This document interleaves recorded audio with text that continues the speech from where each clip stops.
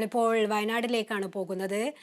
ഇപ്പോൾ ജനകീയ തെരച്ചിൽ പുരോഗമിച്ചുകൊണ്ടിരിക്കുകയാണ്. വയനാട്ടിൽ നിന്ന് ദുരന്തമുഖത്ത് നിന്ന് റിയാസ് KM-റും എബി ജോൺ തോമസും നമ്മളോടൊപ്പം ചേരും. ആദ്യം നമുക്ക് റിയാസിലേക്ക് പോകാം. റിയാസ്, വീണ്ടും ജനകീയ തെരച്ചിൽ ആരംഭിച്ചിരിക്കുന്നു. നമുക്കറിയാം, ജനകീയ തെരച്ചിൽ എന്ന് പറയുമ്പോൾ ക്യാമ്പിലുള്ളവരെ നേരിട്ട് എത്തിച്ചുള്ള ഒരു തെരച്ചിൽ, അത് വേദനിപ്പിക്കുന്ന കാഴ്ച തന്നെയാണ്. റിയാസും എബിയൊക്കെ അവിടെ സംഭവ സ്ഥലത്ത് ഉണ്ടായിരുന്നതാണ്. ആ കാഴ്ച എത്രമാത്രം മനസ്സലിയിക്കുന്നതാണ് എന്ന് നമുക്ക് മനസ്സിലാക്കാം. ഇവർക്കറിയാം എന്തായാലും യഥാർത്ഥത്തിൽ ഒരു ജീവനോടെ തങ്ങളുടെ പ്രിയപ്പെട്ടവരെ കണ്ടെത്താനാകില്ല എന്നുള്ളൊരു യാഥാർത്ഥ്യം മനസ്സിലാക്കി തന്നെയാണ് ഇവർ ദുരന്തമുഖത്ത് എത്തിയിരിക്കുന്നത്. എങ്കിലും അവർക്ക് പ്രിയപ്പെട്ടതായി എന്തെങ്കിലും ഉണ്ടാകുമോ എന്നുള്ളൊരു പ്രതീക്ഷ കൂടിയുണ്ട്. എങ്ങനെയാണ് തെരച്ചിലൊക്കെ പുരോഗമിക്കുന്നത്? തീർച്ചയായും ശ്രുതി, കാരണം കഴിഞ്ഞ 12 ദിനങ്ങൾ 13ാമത്തെ ദിനമാണ്. ഈ 13 ദിവസങ്ങൾ നമ്മൾ ഇവിടെ കാണുന്നത് ഹൃദയഭേദകമായ കാഴ്ചകൾ തന്നെയാണ്. ഇന്നലെ ഒരു ദിവസം മാത്രമാണ് ഇവിടെ തെരച്ചിലില്ലാതിരുന്നത്. പ്രധാനമന്ത്രി നരേന്ദ്രമോദിയുടെ സന്ദർശനം പ്രമാണിച്ച് അദ്ദേഹത്തിന്റെ സുരക്ഷാ ക്രമീകരണങ്ങൾ ഒരുക്കുന്നതുമായി ബന്ധപ്പെട്ടാണ് ഇന്നലെ ഒരു ദിവസം തെരച്ചിലില്ലാതിരുന്നത്. മറ്റു 12 ദിവസവും ഇവിടെ തെരച്ചിലുണ്ടായിരുന്നു. തുടക്കത്തിൽ നമ്മൾ വരുമ്പോഴൊക്കെ കണ്ട കാഴ്ചകൾ അത് നമുക്ക് വാക്കുകൾക്കപ്പുറമാണ്. ഒരിക്കലും വിവരിക്കാൻ പറ്റാത്തത്ര വേദന ഉളവാക്കുന്ന ഒരു കാഴ്ചകളാണ് കണ്ടത്. ഇവിടെ ഈ ഒരു കാഴ്ചകൾ ഇന്നത്തെ കാര്യത്തിൽ വന്നിട്ട് നമുക്ക് ഒരുപക്ഷെ അത്തരം കാര്യങ്ങളിലേക്ക് പോകുന്നതായിരിക്കും ഉചിതമാവുക എന്നുള്ളതാണ്. ഇന്നിപ്പോൾ ജനകീയ തെരച്ചിലാണ് നടക്കുന്നത്. പ്രിയപ്പെട്ടവരെ കണ്ടെത്താനുള്ള ഒരു അവസാനത്തെ ഒരു പരിശ്രമം എന്ന് തന്നെ പറയാം നമുക്ക്. മണ്ണിനടിയിൽ പൊതിഞ്ഞുപോയ പ്രിയപ്പെട്ടവർ അവിടെ ഈ മണ്ണിനടിയിൽ തന്നെ ഉണ്ടാകുമെന്നൊരു പ്രതീക്ഷയുമായി മുണ്ടക്കൈയിലെയും പുഞ്ചിരിമട്ടത്തെയും ചൂരൽമലയിലെയും അവരുടെ ബന്ധുക്കളായി ഇന്ന് ജീവിച്ചിരിക്കുന്ന ആളുകൾ പലരും ജീവിച്ചിരിക്കുന്നില്ല. ഞാൻ കഴിഞ്ഞ ദിവസം ഒരു വീഡിയോ കണ്ടായിരുന്നു. അത് ഈ ഭാഗത്തുകൂടി ഇവിടെയുള്ള ഈ ശിവക്ഷേത്രത്തിന്റെ ഒരു ഉത്സവം, ഇവിടെയായിരുന്നു ആ ശിവക്ഷേത്രം എന്ന് പറയുന്നത്, തൊട്ടിപ്പുറത്താണ്. ആ ശിവക്ഷേത്രത്തിന്റെ ഉത്സവം പോവുകയാണ്. അവിടെ ഒരു നാട്ടുകാര് ഒരുമിച്ച്, എബി ആ വീഡിയോ കണ്ടിട്ടുണ്ടോ അല്ലെ? അതായത് അങ്ങനെ ഒരു വേദനിപ്പിക്കും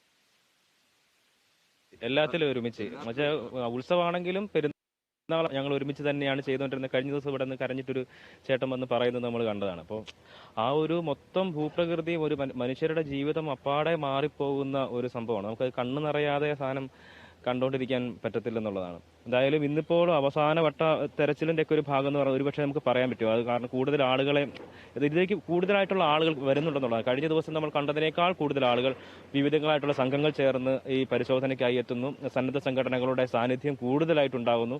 ഇപ്പോൾ കോഴിക്കോട് നിന്നാണെങ്കിലും നീലഗിരിയിൽ നിന്ന് ഉൾപ്പെടെയുള്ള ആളുകൾ ഇവിടെ തെരച്ചിലിന് വേണ്ടി വന്നിട്ടുണ്ടെന്നാണ് ഇപ്പോൾ നമ്മളോട് പറഞ്ഞിട്ടുള്ളത്. അവിടെ നിന്ന് പോലീസുകാർ ഉൾപ്പെടെയുള്ള ആളുകളോട് അവർ പറയുന്നത് നമ്മൾ വരുന്ന സമയത്തും കേൾക്കുന്നുണ്ട്. നീലഗിരിയിൽ നിന്ന് അതെ. അല്ലാതെ തന്നെ സന്നദ്ധ സംഘടന ഈ യൂത്ത് ബ്രിഗേഡ് എന്നൊക്കെ നമ്മൾ പറയുന്ന ഡിവൈഎഫ്ഐയുടെ യൂത്ത് കോൺഗ്രസിന്റെ ഒക്കെ ആളുകളുണ്ട്. അവരൊക്കെ പല സ്ഥലങ്ങളിൽ നിന്ന് ഇങ്ങനെ കൂടുതലായിട്ട് എത്തിക്കൊണ്ടിരിക്കുകയാണ്. ഓരോ ദിവസം കഴിയും തോറും ആളുകൾ കൂടുതലായിട്ട് എത്തുന്ന ഒരു കാഴ്ചയാണ്. ഇപ്പോൾ ഈ പാലം വഴിയൊക്കെ വരുന്ന ആളുകൾ ഒരുപക്ഷെ ഇവിടെയുള്ള ആളുകളൊക്കെ തന്നെയാണ്. അവരുടെയൊക്കെ നിറഞ്ഞ കണ്ണുകളോടുകൂടി തന്നെയാണ് അവരൊക്കെ ഇങ്ങോട്ട് വരുന്നത്. കാരണം ക്യാമ്പിലായിരുന്നു അവർ ഇത്രയും നാളുണ്ടായിരുന്നത്. ക്യാമ്പിൽ കഴിയുന്നതിന്റെ ഒരു മാനസികാവസ്ഥയുണ്ട്. ഒപ്പം തന്നെ നമ്മളെല്ലാം ആയിരുന്ന ഒരു പ്രദേശം, അല്ലെങ്കിൽ നമ്മുടെ ഒരു ജീവിതം എന്ന് പറയുന്ന ആ ഒരു സംഭവം അപ്പാടെ തകിടം പറഞ്ഞിട്ടാണല്ലോ അവർ ഇവിടേക്ക് വരുന്നത്. അപ്പോൾ ഇങ്ങോട്ട് വന്ന് ഇവർ ഇത് കാണുക എന്ന് പറയുന്നത് ആ ദുരന്തത്തെ അതിജീവിച്ച് അല്ലെങ്കിൽ ദുരന്തം നേരിട്ട് കണ്ട് അതിനുശേഷം പിന്നെ ഇതിന്റെ ആഫ്റ്റർ എഫക്റ്റ് എന്ന് പറയുന്ന സാധനം വളരെ വലിയൊരു സംഭവമാണ്. അത് നേരിട്ട് വന്ന് കാണുക എന്ന് പറയുന്നത് ഒരിക്കലും നമുക്ക് പോലും കൂടെ സാധിക്കുന്നില്ല. അപ്പോൾ അവർ ഇത്രയും നാളും ജീവിച്ച ഒരു പരിസ്ഥിതിയിലേക്ക് അവർ വരുമ്പോൾ അത് അതേ അല്ലാത്ത രീതിയിൽ മാറിപ്പോയിരിക്കുന്നു. വീട് ഇരുന്ന സ്ഥലം പോലുമില്ല. ടൈല് കണ്ടിട്ടാണ് ഒരുപക്ഷെ വീട് ഇവിടെയായിരുന്നു എൻ്റെ വീടെന്ന് പറയാനായിട്ട് ചില മനുഷ്യർക്ക്, ചിലപ്പോൾ ചിലർക്ക് അതുപോലും ഇല്ലെന്നുള്ളതാണ്. വീട് പോലും എവിടെയാണ് ഇരുന്നതെന്ന് പോലും നമുക്ക് അറിയാൻ കഴിയാത്ത നിലയിലാണ് ഈ സംഭവങ്ങളെല്ലാം കിടക്കുന്നത്. അപ്പോൾ അവർ ഇവിടേക്ക് വരിക എന്ന് പറയുന്നതും അത് ഏറ്റവും ഹൃദയഭേദകമായിട്ടുള്ള ഒരു കാര്യമാണ്. അപ്പോൾ സ്വാഭാവികമായിട്ട് ചോദിക്കുക, ഇപ്പോൾ ആളുകളെ പങ്കെടുപ്പിച്ചുകൊണ്ട് ഇങ്ങനെ തെരച്ചിൽ നടത്തുന്നുണ്ട്, അത് ആദ്യമേ എന്തുകൊണ്ട് ചെയ്തില്ല എന്നൊരു സ്വാഭാവികമായിട്ട് ചോദ്യം വരും. അത് കാരണം അവരുടെ ഒരു മാനസികാവസ്ഥ എന്ന് പറയുന്നത് അത് തന്നെയാണ്. കാരണം ഒരു വലിയ ദുരന്തത്തെ, നമ്മൾ ഇതുവരെ കാണാത്ത നിലയ്ക്കുള്ള ഒരു വലിയ ദുരന്തത്തെ അതിജീവിച്ച് അവരവിടെ നിൽക്കുന്നു. മാനസികമായി ഭീകരമായിട്ടുള്ള തകർച്ചയിൽ നിൽക്കുന്ന മനുഷ്യരാണ്. അവർ ആ ദുരന്തത്തിന്റെ തിക്തഫലം അവർ നേരിട്ട് അനുഭവിക്കുന്നു. അതിനുശേഷം പിന്നീട് അവരെ ഇവിടെ കൊണ്ടുവരിക എന്ന് പറയുന്നത് അത് അതിനേക്കാൾ വലിയൊരു ക്രൂരതയാണ്. നമ്മൾ പോലും ഹൃദയം തകർന്നിട്ടാണ് ഇവിടുന്ന് പലപ്പോഴും എന്താ പറയാ റിപ്പോർട്ട് ചെയ്യുന്ന ഒരു സാഹചര്യമൊക്കെ ഉണ്ടായത്. അപ്പോൾ ആ നിലയ്ക്ക് അതുകൊണ്ടാണ് അവരെ ഇവിടേക്ക് കൊണ്ടുവരേണ്ടതില്ല എന്നുള്ളൊരു തീരുമാനം സ്വാഭാവികമായും ആദ്യം തന്നെ എടുത്തത്. അത് വളരെ മികച്ച ഒരു തീരുമാനം തന്നെയായിരുന്നു. ഇപ്പോൾ പിന്നെ ഒരിക്കലും പോലും ഇതിന് ശേഷം പറയാൻ പാടില്ല, ആരും തന്നെ പറയാൻ പാടില്ല. കാരണം അവിടെ ഞാൻ ഉണ്ടായിരുന്നെങ്കിൽ എനിക്ക് അവിടെ തെരച്ചിലിന് എനിക്കത് ചൂണ്ടിക്കാണിക്കാമായിരുന്നു എന്ന് പറയാൻ ഉണ്ടാവരുത്. അപ്പോൾ എല്ലാ തരത്തിലും പഴുതടച്ചിട്ടുള്ള നടപടികളിലേക്ക് പോകുന്നു. ഏറ്റവും മാതൃകാപരമായിട്ട് എല്ലാവരുടെയും ഒരു ഒത്തൊരുമ എന്ന് പറയുന്നതാണ്. നമുക്കിവിടെ വന്നിട്ട് നമ്മുടെ ഒരു ദുരന്തത്തിന്റെ സമയത്ത് കേരളം എങ്ങനെ ഒരുമിച്ച് നിൽക്കുന്നു എന്നൊരു സംഭവമാണ്. രാഷ്ട്രീയപരമായിട്ടൊക്കെ ഒരുപാട് വിയോജിപ്പുകൾ, അഭിപ്രായ വ്യത്യാസങ്ങളൊക്കെ ഉണ്ട്. പക്ഷേ എങ്കിലും ഒരു ദുരന്ത മുഖത്ത് എങ്ങനെയായിരിക്കണം എന്നുള്ളതിന് കൃത്യമായിട്ടുള്ള മാതൃകയാണ് നമ്മളിവിടെ കണ്ടത്.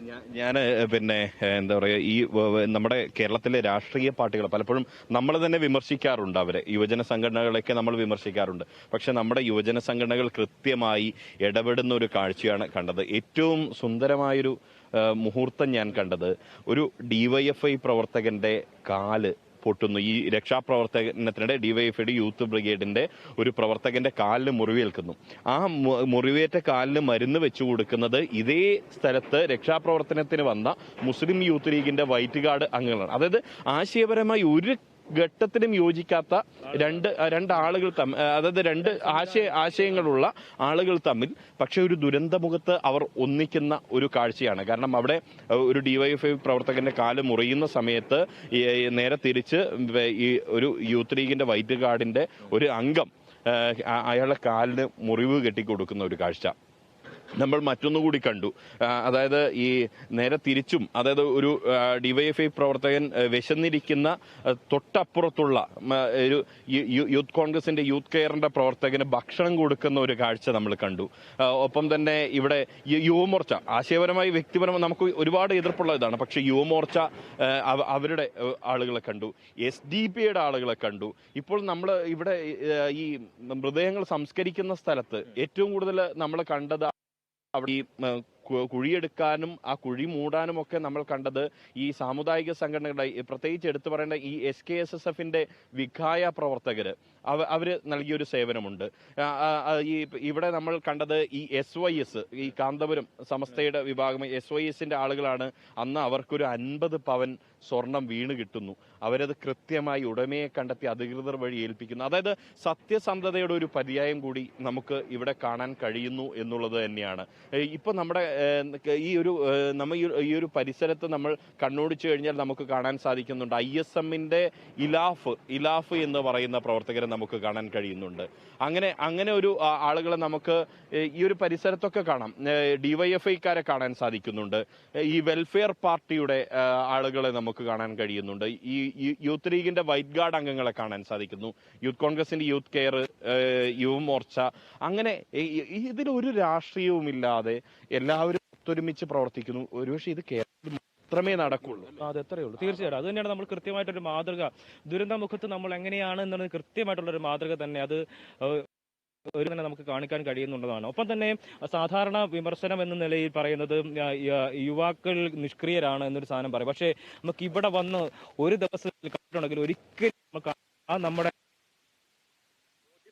അത് തെറ്റാണെന്ന് ബോധ്യപ്പെടുന്നത്. കഴിഞ്ഞ ദിവസം രാജൻ തന്നെ ആ കാര്യം വ്യക്തമാക്കുകയും ചെയ്തിട്ടുണ്ട്, നമ്മളോട് പറയുകയും ചെയ്തിട്ടുണ്ട്. കാരണം യുവാക്കൾ നിഷ്ക്രിയരാണെന്നുള്ള തരത്തിലേക്കുള്ള വിജയരാഘവൻ, PK ബിജു തുടങ്ങിയിട്ടുള്ള വിജയരാഘവൻ, ഒപ്പം തന്നെ കൽപ്പറ്റ മുൻ MLA ശശീന്ദ്രൻ അടക്കമുള്ള ആളുകൾ ഇപ്പോൾ ഈ ഒരു പാലത്തിലൂടെ കടന്നു പോകുന്ന ഒരു കാഴ്ച നമുക്ക് കാണാൻ സാധിക്കും. ഒപ്പം തന്നെ PK ബിജു അടക്കമുള്ള നേതാക്കൾ, LDFന്റെ നേതാക്കൾ, CPMന്റെ പോളിറ്റ് ബ്യൂറോ അംഗം വിജയരാഘവൻ അടക്കമുള്ള വിജയരാഘവൻ അടക്കമുള്ള നേതാക്കൾ ഇപ്പോൾ ഈ ദുരന്തബാധിത പ്രദേശം ഇങ്ങനെ സന്ദർശിക്കുന്നുണ്ട്. അതുപോലെ ഒരുപാട് നേതാക്കൾ. ഇതിൽ ഏറ്റവും പ്രചോദനമായി വന്ന ആളുകൾ എന്ന് പറയുന്നത് പ്രധാനമന്ത്രി നരേന്ദ്രമോദിയാണ് ഒന്ന്. അത് കഴിഞ്ഞാൽ രാഹുൽ ഗാന്ധി പ്രതിപക്ഷ നേതാവ്, പ്രിയങ്ക ഗാന്ധി, ശശി തരൂർ, മുഖ്യമന്ത്രി പിണറായി വിജയൻ സജീവമായി ഉണ്ടായിരുന്നു. പ്രതിപക്ഷ നേതാവ് വി.ഡി. സതീശൻ ഉണ്ടായിരുന്നു. ഒപ്പം തന്നെ BJP നേതാക്കൾ അടക്കമുണ്ടായിരുന്നു ഇവിടെ. വി. മുരളീധരനൊക്കെ ഭേദമില്ലാതെ എല്ലാവരും ഈ വയനാടിന്റെ ഇതൊരു നമുക്ക് കേരളത്തിന് സംഭവിച്ചിരിക്കുന്ന ഒരു മുറിവാണ് എന്ന് തന്നെ കണക്കാക്കിക്കൊണ്ട് ആ മുറിവ് ഉണക്കുക എന്നുള്ള ഒറ്റ ഉദ്ദേശത്തോടു കൂടി തന്നെ എല്ലാവരും ഒത്തൊരുമിച്ച് പ്രവർത്തിക്കുന്ന കാഴ്ചയാണ് കണ്ടത്. എന്തായാലും ഇന്ന് സജീവമായിട്ടുള്ള പരിശോധന നടക്കുന്നു. അത് ഈ ചൂരൽമലയുടെ മുകളിലേക്ക് പോയി കഴിഞ്ഞാൽ മുണ്ടക്കൈയുണ്ട്, പുഞ്ചിരിവട്ടമുണ്ട്, അവിടെ തുടങ്ങിയിട്ടുള്ള പ്രദേശങ്ങളിലാണ് ഇന്നത്തെ തെരച്ചിൽ പരിപാടികൾ നടക്കുന്നത്. കഴിഞ്ഞ ദിവസം അതായത് ഈ ബെയിലി പാലത്തിന് മുന്നിലാണ് നിങ്ങൾ ഉള്ളത് എന്ന് മനസ്സിലാക്കാൻ കഴിയുന്നു. ഈ ദൃശ്യങ്ങൾ നമുക്ക് കാണാൻ സാധിക്കും. ഇതിന്റെ പുറകിൽ എത്ര മനോഹരമായ ഒരു കാഴ്ചയാണ് വയനാടിന്റെ പ്രകൃതി ഭംഗി. അതിൽ നേരെ മുന്നിൽ നിങ്ങൾ കാണുന്നത് എത്രയോ കിലോമീറ്റർ തകർന്നടിഞ്ഞു കിടക്കുന്ന ഒരു കാഴ്ച. അത് വല്ലാത്തൊരു കാഴ്ച തന്നെയാണ്. ദൃശ്യങ്ങൾ ശരിക്കും നമുക്ക് മനസ്സിലാക്കാൻ സാധിക്കും. തീർച്ചയായും ശ്രുതി, അത് ഞാൻ പറയാം. ഇതിപ്പോ നമുക്ക് ഈ ഒരു കാഴ്ച, ഈ ഒരു പ്രകൃതി ഭംഗി ഒക്കെ കാണുന്നുണ്ട്. ബെയിലി പാലം എന്ന് പറയുന്ന ഇന്ത്യൻ സൈന്യം അതായത് ഒരു ദിവസം മാത്രമാണ് ചൂരൽപ്പുഴയ്ക്ക് കുറുകെ ഒരു പാലം ഉണ്ടായിരുന്നു. ആ ഒരു പഴയ പാലം അത് പൂർണ്ണമായും തന്നെ ഈ ഉരുളെടുക്കുന്ന ഒരു കാഴ്ചയുണ്ടായിരുന്നു. അതിൽ എടുത്തു പറയേണ്ട ഒരു കാര്യം എന്ന് പറയുന്നത് ഇതിന്റെ തൊട്ടപ്പുറത്തുള്ള വെള്ളാർമല സ്കൂള്, അവിടെ പോയപ്പോ സത്യം പറഞ്ഞു കഴിഞ്ഞാല് കണ്ണ് നിറഞ്ഞു. കാരണം നമ്മൾ മനുഷ്യരാണല്ലോ. ഈ ഒരു പ്രദേശത്തെ ഒന്നാകെ കൂട്ടി നിർത്തുന്നതിന് അവർക്ക് ആ സ്കൂൾ കൊണ്ട് കൂട്ടി നിർത്തിയ വിദ്യാർത്ഥികളും ശരിക്കും ഈ പ്രദേശത്തെ മൊത്തം ഒത്തൊരുമിച്ച് നിർത്തിയത് ശരിക്കും ആ സ്കൂൾ തന്നെയായിരുന്നു. അപ്പോൾ ഇനിയിപ്പോൾ നമുക്ക് പറയാനുള്ള കാര്യം എന്ന് പറഞ്ഞാൽ ഇനിയും ഈ നാടിനെ ചേർത്ത് പിടിക്കണമെങ്കിൽ അങ്ങനെ സ്കൂളിലൂടെ തന്നെ കുട്ടികളിലൂടെ തന്നെ നമ്മൾ ഇതിന്റെ ഈ ഒരു അവരുടെ പുനരധിവാസ പ്രവർത്തനങ്ങൾ നടത്തുക എന്നുള്ളത്. ശരിക്കും ക്യാമ്പുകളിൽ നമ്മൾ കാണുന്നതും ആ നിലയ്ക്കുള്ള സംഭവങ്ങളാണ്. കാരണം ഏറ്റവും വേഗം തന്നെ കുട്ടികളെ നമ്മൾ ഇതിന്റെ ഈ ദുരന്തത്തിന്റെ ആ ഒരു തീവ്രതയിൽ നിന്നും അവരെ മോചിപ്പിക്കുക എന്നുള്ളത്. കുട്ടികൾ സ്വാഭാവികമായും ചിരിക്കുമ്പോൾ സ്വാഭാവികമായും മുതിർന്നവർക്ക്, മാതാപിതാക്കൾക്ക് ആ ചിരിയിലൂടെ അവർക്ക് മറികടക്കാൻ കഴിയും. അപ്പോൾ ശരിക്കും ആ നിലയ്ക്കുള്ള ഒരു പ്രവർത്തനങ്ങളാണ് സ്വാഭാവികമായി അതെ ആ ഒരു നിലയ്ക്കുള്ള പ്രവർത്തനങ്ങളാണ് ശരിക്കും ക്യാമ്പുകളിൽ നടക്കുന്നത്. സ്വാഭാവികമായും ശ്രുതി പറഞ്ഞതുപോലെ തന്നെ നമ്മളിപ്പോൾ വയനാട് എന്ന് പറയുന്നത് നമ്മളെപ്പോഴും യാത്രകളൊക്കെ ആഗ്രഹിക്കുന്ന, ഇഷ്ടപ്പെടുന്ന ആളുകളെല്ലാം എപ്പോഴും വരാൻ വേണ്ടിയിട്ട്, കാണാൻ വേണ്ടിയിട്ട് ഒക്കെ ആഗ്രഹിക്കുന്ന സ്ഥലമാണ്. നമുക്ക് ഇതിന് മുകളിലോട്ട് കടന്നു പോയി കഴിയുമ്പോൾ ആ വയനാടിന്റെ വളരെ മനോഹരമായിട്ടുള്ള ഒരു കാലാവസ്ഥയുണ്ട്. അതായത് ഇടയ്ക്കിടയ്ക്ക് ഈ നമ്മുടെ കോടമഞ്ഞ് ഇറങ്ങുന്നുണ്ട്, ഈ തേയിലത്തോട്ടത്തിന്റെ ഒരു ഭംഗിയുണ്ട്, അങ്ങനെ മുട്ടക്കുന്നുകൾ പോലെ തേയിലത്തോട്ടങ്ങൾ നിൽക്കുന്നു, അരുവികളുണ്ട്, അങ്ങനെയുള്ള എല്ലാ തരത്തിലുള്ള വയനാടൻ സൗന്ദര്യം നമുക്ക് ഈ തൊട്ടപ്പുറത്ത് കാണാൻ പറ്റും. പക്ഷേ അതിന്റെ എല്ലാത്തിന്റെയും ഏതാണ്ട് ആ സൗന്ദര്യങ്ങളെ മുഴുവൻ ഒരു തരത്തിൽ നമുക്ക് ഒരു നിമിഷം പോലും ആസ്വദിക്കാൻ കഴിയാത്ത വിധത്തിൽ ഉള്ള ഒരു വലിയ ദുരന്തമാണ് നമ്മുടെ തൊട്ട് മുന്നിൽ ഇങ്ങനെ കിടക്കുന്നത് എന്നുള്ളതാണ്. അതാണ് നമ്മളെ ഏറ്റവും അധികം വേദനിപ്പിക്കുന്നത്. നമുക്കിപ്പോൾ ഈ സ്കൂളിന്റെ ഈ പശ്ചാത്തലത്തിൽ അവർ ഒരുക്കിയിരുന്ന ആ പാട്ടിലുള്ള ദൃശ്യങ്ങൾ തന്നെ കണ്ടാൽ മനസ്സിലാവും എത്രമാത്രം മനോഹരമായിട്ടുള്ള ഒരു സ്ഥലമായിരുന്നു. ആ വിദ്യാർത്ഥികൾക്ക് തന്നെ അധ്യാപകർ പറഞ്ഞു, നിങ്ങൾ ഏറ്റവും ഭാഗ്യം ചെയ്ത കുട്ടികളാണ്. കാരണം ഇത്തരത്തിൽ പുഴയുടെ തീരത്തിരുന്ന് പഠിക്കാൻ ഭാഗ്യം ചെയ്തിട്ടുള്ള കുട്ടികൾ എന്ന് പറഞ്ഞാൽ വേറെ ആരും തന്നെ ഉണ്ടായിട്ടില്ലെന്നുള്ളതാണ്. തന്നെയല്ല, പ്രകൃതി സംരക്ഷണം ഉൾപ്പെടെയുള്ള കാര്യങ്ങൾക്ക് വേണ്ടിയിട്ട് നിരവധിയായിട്ടുള്ള പ്രവർത്തനങ്ങൾ നടത്തിക്കൊണ്ടിരുന്ന സ്കൂളാണ്. ആ സ്കൂളിനെയാണ് പ്രകൃതി അപ്പാടെ എടുത്തുകൊണ്ട് പോയിരിക്കുന്നതാണ്. മുഴുവൻ അതിന്റെ ഭൂപ്രകൃതിയെയും കളഞ്ഞുകൊണ്ടുള്ള ഒരു സംഭവം. അപ്പോൾ അതൊക്കെയാണ് ഒരു വലിയ മുറിവായിട്ട് നിൽക്കുന്നത് എന്നുള്ളതാണ്. അപ്പോൾ ആ മുറിവ് എന്തായാലും അത് കേരളത്തിന്റെ മുറിവാണ്, വയനാടിന്റെ മാത്രം ഒരു വേദനയല്ല. നമ്മുടെ എല്ലാവരുടെയും, ഇവിടെ വരുന്നവരുടെയും ഇതൊക്കെ വീടുകളിലിരുന്ന് കാണുന്നവരുടെയും ഒക്കെ തന്നെ ഒരു വേദന തന്നെയാണ്. നമുക്കിപ്പോൾ ഈ സംഭവങ്ങളെ കുറിച്ചൊക്കെ ഓർക്കുമ്പോൾ കണ്ണു നിറയാതെ നമുക്കത് കടന്നു പോകാൻ കഴിയില്ല എന്നുള്ളതാണ്. അത്രമാത്രം വലിയ മാനസികമായിട്ടുള്ള വേദനയുണ്ട്, മാനസിക സംഘർഷമുണ്ട്. ഇതൊക്കെ എങ്ങനെയാണ് നമ്മൾ ഈ കണ്ടിട്ട് പോയതിനു ശേഷം നമ്മൾ ഇപ്പോൾ ഡ്യൂട്ടിക്ക് വന്നു, അതിനുശേഷം വൈകുന്നേരം പോയി കിടന്നാൽ പോലും നമുക്ക് മനസ്സിൽ നിന്ന് നമ്മൾ ഒരുപക്ഷെ ഇത് ഓർത്തെടുത്ത് കരയുന്ന ഒരു സ്ഥിതിയിലേക്ക് പോലും കാര്യങ്ങൾ എത്താറ്. അങ്ങനെ അത്രമാത്രം നമ്മുടെയൊക്കെ മനസ്സിനെ അതുപോലെ വേദനിപ്പിക്കുന്ന ഒരു സംഭവമാണ്. നമുക്ക് ഒരുപക്ഷെ ഈ നാടുമായിട്ട് എനിക്ക് വ്യക്തിപരമായിട്ട് ഒരു തരത്തിലുള്ള ബന്ധവും ഇല്ല. പക്ഷേ നമുക്ക് അതാണ് ഇവിടുത്തെ ഒരു സംഭവം വന്ന് കണ്ടു കഴിഞ്ഞാൽ നമ്മുടേതാണ് എന്ന് കൃത്യമായ രീതിയിൽ നമ്മുടെ കൂടി വേദനയാണ് എന്നുള്ളതാണ്. ആ ഒരു സംഭവം അത് കേരളത്തിൽ മുഴുവൻ ജനങ്ങൾക്കും അത് ഉണ്ട് എന്നുള്ളതാണ്. വയനാടിന്റെ മാത്രം ഒരു വേദനയല്ല, ഈ മുറിവ് കേരളത്തിന്റെ മുറിവാണ്, മലയാളികൾ ആകമാനമുള്ള മുറിവാണ്. ആ മുറിവ് അത് ഉണക്കുന്നതിന് വേണ്ടിയിട്ടുള്ള തീവ്രമായിട്ടുള്ള ശ്രമം തന്നെയാണ് നമ്മുടെയൊക്കെ എല്ലാവരുടെയും ഭാഗത്തുനിന്നുണ്ടാകുന്നത്. അതിൽ ഒരു തരത്തിലുള്ള വേർതിരിവുകളോ ഏതെങ്കിലും തരത്തിലുള്ള മാറ്റി നിർത്തലുകളോ അല്ലെങ്കിൽ ഏതെങ്കിലും തരത്തിലുള്ള വിഭാഗീയ ചിന്തകളോ ഒന്നും തന്നെയില്ല. അതാണ് തീർച്ചയായിട്ടും ഒരു ദുരന്തം വരുമ്പോൾ മലയാളി ഒറ്റക്കെട്ടാണ് എന്നുള്ളതിന്റെ ഉദാഹരണം നമ്മൾ പ്രളയകാലത്ത് കണ്ടതാണ്. അതിനേക്കാൾ ശക്തമായി ഇത് മലയാളി മാത്രമല്ല കേട്ടോ, ഇന്ത്യ മുഴുവൻ. കാരണം അതായത് ഇവിടത്തേക്ക് സഹായ ഹസ്തം ആദ്യം ഏകിയത് തമിഴ്നാട് ഗവൺമെന്റാണ്, രണ്ടാമത് കർണാടക ഗവൺമെന്റ്, ആന്ധ്രാപ്രദേശ്. ഈ 3 സംസ്ഥാന സർക്കാരുകളെ നമുക്ക് മറക്കാൻ പറ്റില്ല.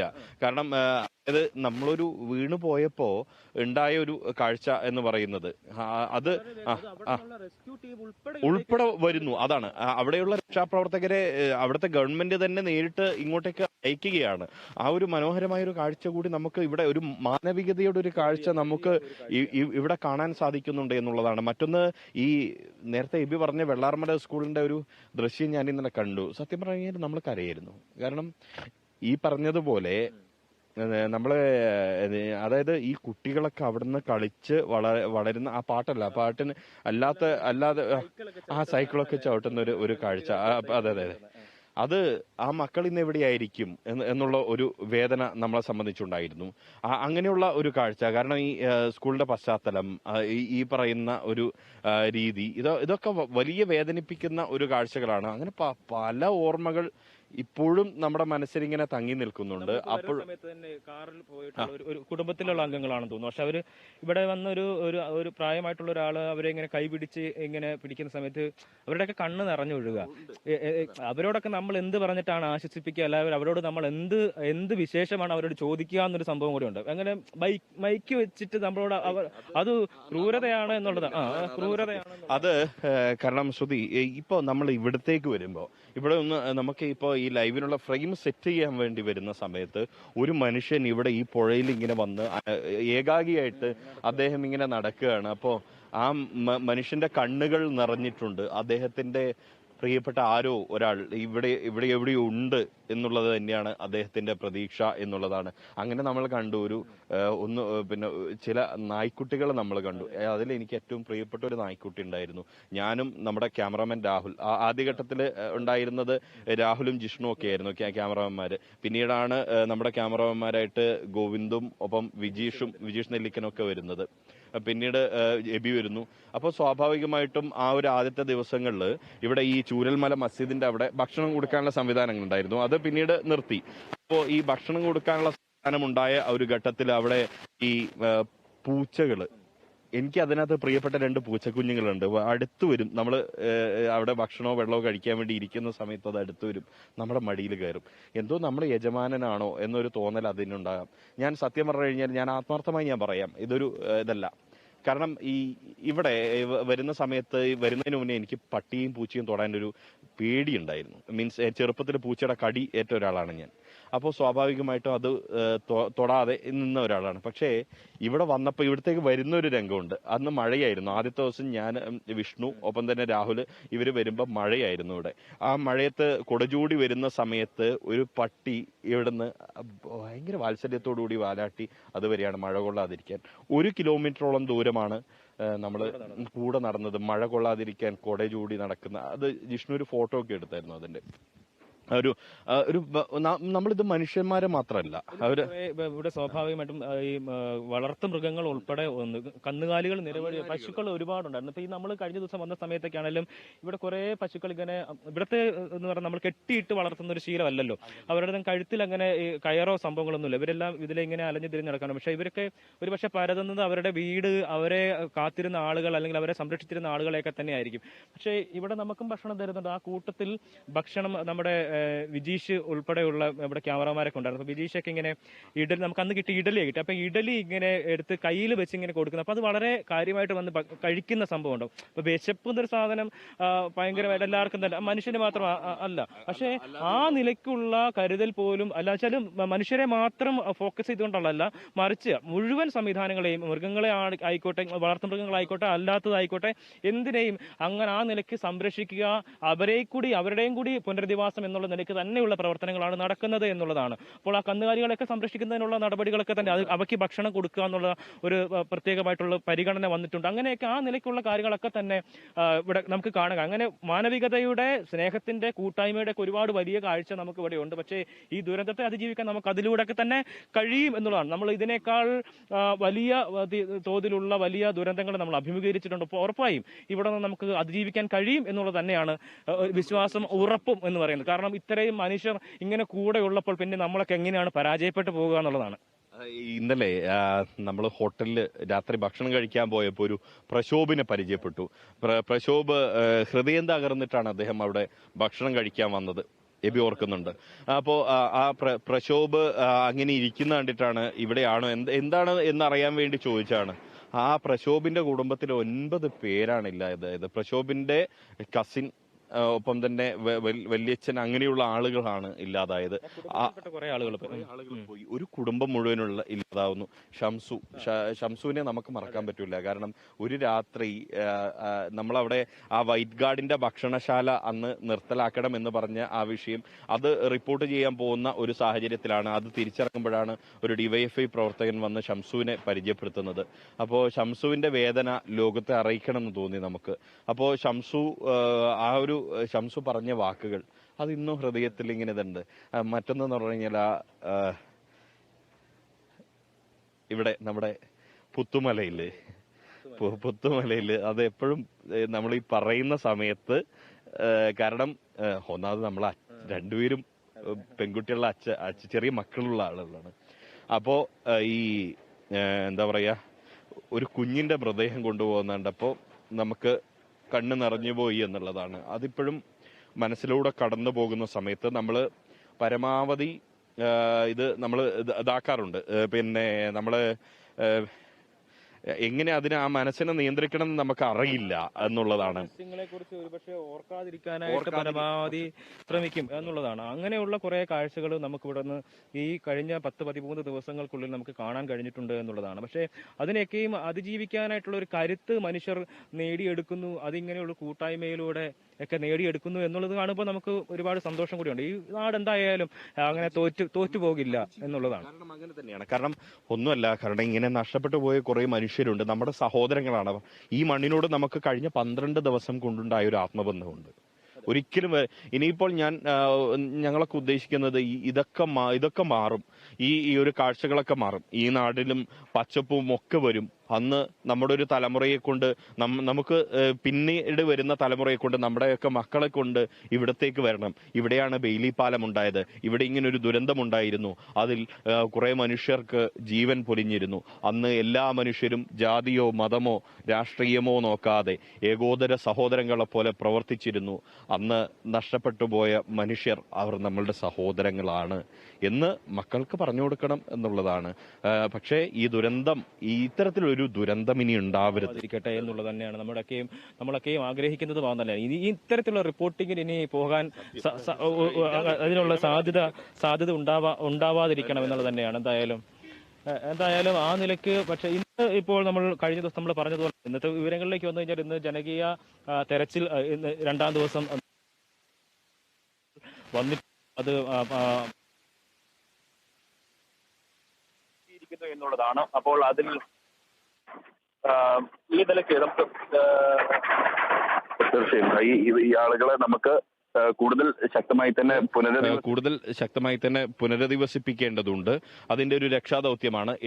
ഏറ്റവും അവസാനമായി നമുക്ക് പറയാനുള്ള ഒരു കാര്യം, ഈ നാടിനെ വീണ്ടെടുക്കാൻ എല്ലാവരും കൈകോർക്കണം. അതിന് നമ്മൾ പരമാവധി പറ്റുന്ന സഹായങ്ങൾ എല്ലാവരും ചെയ്യുക. അത് മുഖ്യമന്ത്രിയുടെ ദുരിതാശ്വാസ ഫണ്ടുണ്ട്, ആ രീതിയിൽ സഹായം ചെയ്യുക. അല്ലാതെ നമുക്ക് ഒപ്പം തന്നെ ഇവർക്ക് മാനസികമായ പിന്തുണ കൊടുത്തുകൊണ്ട് നമുക്ക് ഇവരെ വീണ്ടെടുക്കാൻ, പുനരധിവസിപ്പിക്കാൻ സാധിക്കണം എന്നുള്ളതാണ്. അതിനുവേണ്ടിയുള്ള പരിശ്രമങ്ങൾ കാരണം ഇവിടെ പറഞ്ഞതുപോലെ തന്നെ ഇത് കേരളത്തിന്റെ നോവാണ്, വയനാടിന്റെ മാത്രം നോവല്ല. എല്ലാവരും ഒറ്റക്കെട്ടായിട്ട് തന്നെ വയനാടിനെ തിരിച്ചു പിടിക്കും എന്ന് തന്നെയാണ് പറയാനുള്ളത്.